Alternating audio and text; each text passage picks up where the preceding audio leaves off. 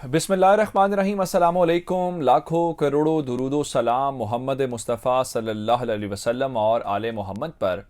मैं हूँ उमर दराज गोंदल और आप मेरा यूट्यूब चैनल देख रहे हैं। आज पाकिस्तान के प्राइम मिनिस्टर हाउस इस्लामाबाद के अंदर एक बड़ी अहम बैठक हुई है और उस बैठक के अंदर वज़ीर आज़म शरीक थे और पाकिस्तान की जो मिलिट्री लीडरशिप है वो भी शरीक थी और उस इजलास के अंदर अफगानिस्तान के ऊपर अहम डिसीजंस हुए हैं। उस मुलाकात के बाद आर्मी चीफ ने और DGISI ने प्राइम मिनिस्टर से मुलाकात भी की है। ये क्या अचानक से अब मीटिंग्स होना शुरू हो गई हैं और पाकिस्तान एक्टिव होना शुरू हो गया है।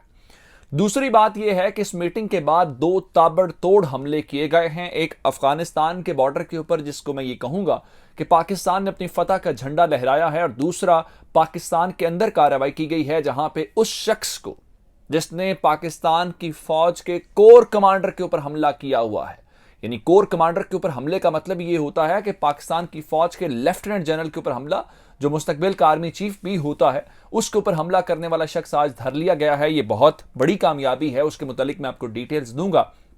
लेकिन अगर आपने अभी तक चैनल सब्सक्राइब नहीं किया और आप चाहते हैं कि आपको मुस्तनद और बरवक्त खबरें मिलती रहें, तो हमारा चैनल सब्सक्राइब कर लीजिए, बेल आइकन के ऊपर क्लिक कर लीजिए ताकि हमारी आइंदा आने वाली वीडियोस बर वक्त आप तक पहुंच जाए। आज अफगानिस्तान की जो मौजूदा सूरत हाल है और जो पाकिस्तान के साथ उनके ताल्लुकात हैं, उसके ऊपर एक खुसूसी इजलास कंडक्ट किया गया। और ये जो इजलास है ये पाकिस्तान की जो सबसे बड़ा ऑफिस है, जाहिर बात है वजीर आजम हाउस, वहाँ पे हुआ और इमरान खान ने खुद इस इजलास को चेयर किया। इस इजलास के अंदर जो पॉलिटिकल इन्वॉल्वमेंट थी, उसके अंदर पाकिस्तान के जो सीनियर वज़रा हैं वो भी शरीक हुए हैं और उसके अलावा आला अस्करी हुकाम भी शरीक हुए हैं। इस वक्त जो हमारे पास इत्तलात हैं, जो आला अस्करी हुकाम हैं उनके अंदर आर्मी चीफ हैं जनरल कमर जावेद बाजवा और DGISI lieutenant general Nadeem Anjum भी शरीक थे। इस इजलास के अंदर क्या कुछ हुआ, इस इजलास के अंदर जो अफगानिस्तान की सूरत हाल है खासकर, और फिर बॉर्डर मैनेजमेंट और इसके अलावा प्लान ऑफ एक्शन के ऊपर बात की गई है। ये जिस कमेटी के तहत या जहां पे इजलास हुआ है, इसको एपेक्स कमेटी बराए अफगानिस्तान कहते हैं, जिसने ये इजलास किया है। और इस इजलास के अंदर जो इस वक्त डेवलपमेंट्स हो रही हैं पाकिस्तान और अफगानिस्तान के दरमियान, और जो तालिबान का रवैया है, और ख़ासकर ड्यूरेंट लाइन और बाढ़ के मामले को, आज पाकिस्तान ने उसके ऊपर सर जोड़कर गौर किया है कि हमने करना क्या है। जिस तरह मैंने आपको बताया कि वहाँ से जो हमें इत्तलात आई हैं उसके मुताबिक प्लान ऑफ एक्शन के ऊपर गौर किया गया है। इसका मतलब ये है कि पाकिस्तान के पास जो ऑप्शंस हैं, पाकिस्तान की जेब में जो पत्ते हैं, आज पाकिस्तान ने उसके ऊपर गौर किया है। और जाहिर बात है अगर हमारे पास पत्ते हैं या हमारे पास ऑप्शंस हैं तो हम उनको इस्तेमाल ही करेंगे, उनको जेब में तो नहीं रखेंगे। और जैसे ही ये सेशन एंड हुआ तो उसके बाद जो प्राइम मिनिस्टर हैं उनके साथ आर्मी चीफ ने अलग से मुलाकात की और DGISI भी मिले। इससे आप अंदाज़ा लगा सकते हैं कि जनाब आज इस्लामाबाद के अंदर अफगानिस्तान को लेकर पाकिस्तान ने क्या कुछ एक्शन लिया है। और जैसे ही ये सेशन हुआ तो इस सेशन के साथ दो बड़ी खबरें हमारे पास आई हैं जो पाकिस्तान की बड़ी कामयाबी मैं समझता हूं। जो मैं आपको ये कह रहा था कि पाकिस्तान ने अफगानिस्तान के बॉर्डर के ऊपर फतह का झंडा गाड़ा है, तो वो क्यों गाड़ा है और कैसे गाड़ा है। आपको मालूम है कि TTP के ऊपर अफगानिस्तान के अंदर मुसलसल हमले हो रहे हैं। फिर वहां से खबरें ये आ रही हैं कि नामालूम अफराद का कोई स्पेशल ग्रुप जो है वो वहां पे पहुंच गया है, जो कार्रवाइयां कर रहा है TTP के खिलाफ। और ये सारा कुछ होने के बाद जब मोहम्मद खुरासानी की TTP ने तस्दीक की कि वो मारा गया है, तो उन्होंने कहा था कि हमने हस्बे साबिक जो है हम इसका बदला लेंगे। तो बदला लेने का मतलब ये होता है कि वो पाकिस्तान के खिलाफ कार्रवाइयां करेंगे, पाकिस्तान के ऊपर हमला करेंगे, और उसके लिए उन्हें कहीं ना कहीं से सामान आना होता है।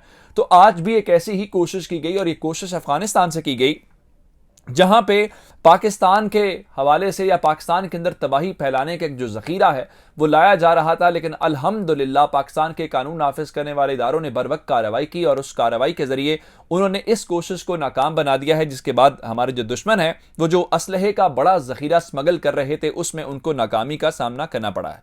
आप हैरान इस बात के ऊपर होंगे कि ये जो असलहा पाकिस्तान लाया जा रहा था या अफगानिस्तान से स्मगल किया जा रहा था, वो सारे का सारा वो असलहा था जो नेटो इस्तेमाल करता रहा है। यानी जो ज़ेरे इस्तेमाल उनके असलहा रहा है, जो इस्तेमाल शुदा असलहा है, उसको यहां पे लाया जा रहा था। इसका मतलब ये है, दो चीजें हैं कि एक तो इन लोगों ने वहां पे लूटा, ये बहुत अरसे से एक्टिव है और हम कहते रहे हैं कि टीटीपी वहां पे एक्टिव है और दीगर ग्रुप्स एक्टिव हैं।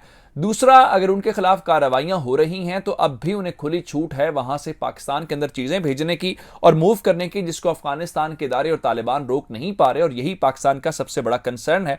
अब इस सिलसिले में बताया जा रहा है कि वहां से कौन से ऐसे नेटवर्क्स हैं जो इनको असलिया सप्लाई कर रहे हैं और किस तरीके से इतना फ्रीली ये मूव कर रहे हैं, उसके ऊपर भी पाकिस्तान जो है उसने मजीद तहकीकात कर रहा है। लेकिन जो बड़ी आज हमारी कामयाबी है वो पाकिस्तान के अंदर एक कार्रवाई की गई। चंद रोज पहले मैंने आपको बताया था कि कराची के अंदर कुछ दहशतगर्दों को जो है वो जिंदा गिरफ्तार किया गया था। और जिंदा गिरफ्तार जब भी होते हैं तो उसका मतलब ये होता है जनाब आपको कामयाबियां मिली हैं। वो कामयाबियां कुछ मुस्तकबिल करीब के ऑपरेशंस होते हैं, कुछ लॉन्ग टर्म होते हैं, कुछ नेटवर्क्स के मुतालिक पता चलता है, स्लीपर सेल्स के मुतालिक पता चलता है, या कोड वर्ड्स के मुतालिक पता चलता है, या जो साबिक कार्रवाइयां होती हैं उनके मुतालिक भी आपको इल्म होता है। अब कराची के अंदर जो काउंटर टेररिज्म डिपार्टमेंट है उसके पास टिप थी, और टिप ये थी कि एक बड़ा दहशतगर्द जिसको पाकिस्तान का बड़ा दुश्मन कह सकते हैं वो मौजूद हैं, और वो टिप जो थी वो इंटेलिजेंस इदारों के पास भी थी। तो इन दोनों ने एक मुश्तरका कार्रवाई की है, और इस मुश्तरका कार्रवाई के नतीजे में इंतहाई मतलूब जो दहशतगर्द है वो पाकिस्तान के हत्थे चढ़ गया।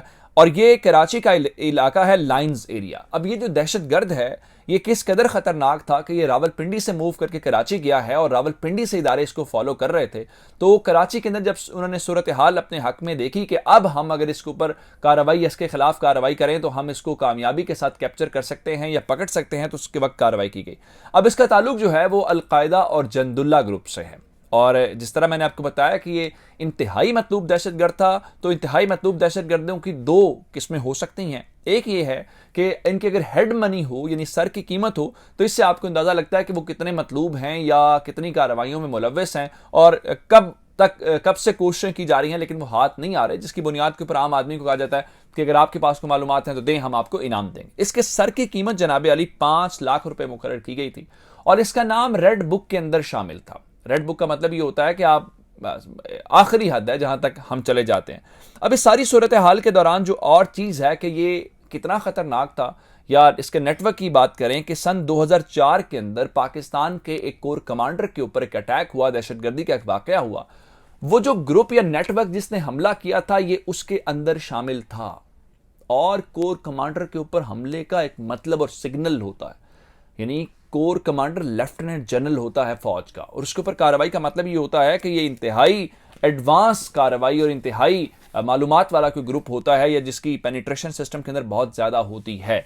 तो जनाब ये उनमें से ही थे, और इन्होंने सन 2004 के अंदर, यानी आज से कोई 17-18 साल पहले कार्रवाई की थी। तो 17-18 साल से इदारे इसके पीछे थे, लेकिन अब कराची के अंदर इसको अरेस्ट कर लिया गया है। इसका मतलब यह है कि मजीद चीजें, स्लीपर सेल्स कहां कहां पे इनके लोग हैं, किस नाम से हैं, कहां कहां पे इन्होंने कार्रवाई करनी है, वो सारे का सारा सिस्टम इदारों के हाथ लगे। ये बहुत बड़ी डेवलपमेंट है। मुझे उमर दराज गोंदल को फेसबुक, ट्विटर, इंस्टाग्राम के ऊपर फॉलो कर सकते हैं। मेरा यूट्यूब चैनल सब्सक्राइब कीजिएगा। आपकी समातों का बहुत शुक्रिया। खुदा हाफिज।